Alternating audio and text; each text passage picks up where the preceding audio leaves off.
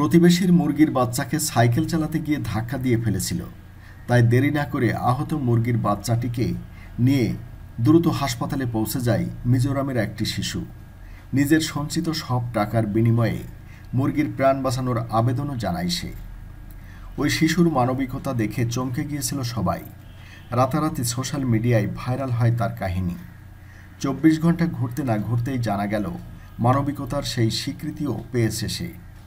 মিজোরামের সাইরাংয়ের বাসিন্দা Derek C লালসানহেমাকে পুরস্কৃত করল তার স্কুল। তাকে দেওয়া হয়েছে একটি প্রশংসাপত্র, যাতে লেখা ওয়ার্ড অফ অ্যাপ্রিসিয়েশন। ওই প্রশংসাপত্র নিয়ে ডেরেকের ছবি গতকাল বৃহস্পতিবার আবারও ভাইরাল হয়েছে নেট দুনিয়ায়। সড়ক দুর্ঘটনা প্রায়ই ঘটে রাস্তাঘাটে।